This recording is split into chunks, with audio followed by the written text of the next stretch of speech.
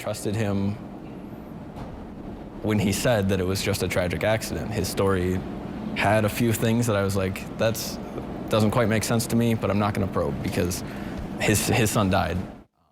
The father of a 16-year-old boy with severe autism who drowned in a pool in March is charged with manslaughter and child abuse. Police say his negligence resulted in that boy's death.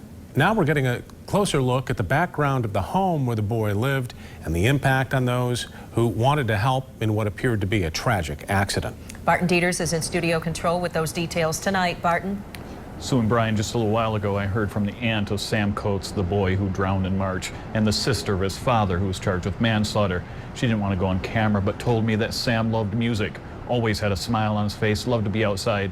His favorite treat was oatmeal cream pies. But now records indicate his home life was troubled.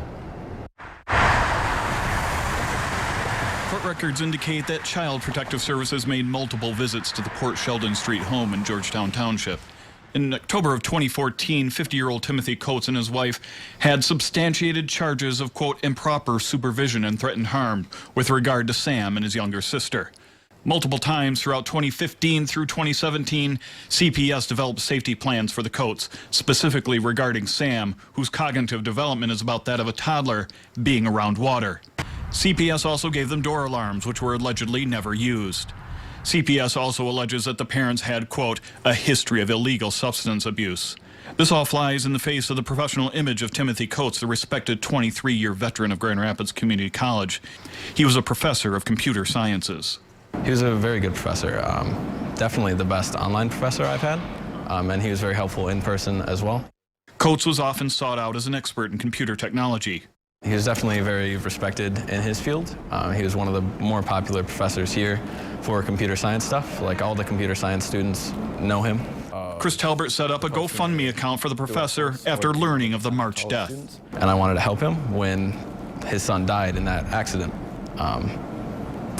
So I set up that GoFundMe, and then through that, I developed more of a connection with him. We talked a little bit about his family. And Koets asked him to make changes in the wording of the GoFundMe.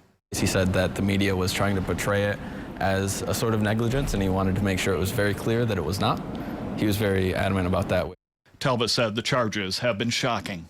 It was a difficult drive home from work. I was shaking, I cried a little bit. It's been tough. Court records show that the Koets' 14-year-old daughter was removed from the home. There have been no charges against the mother. Timothy Koets is charged with involuntary manslaughter and 3 counts of child abuse in front of another child. He faces a maximum of 15 years in prison if convicted. Studio control, Barton Dieters, News 8.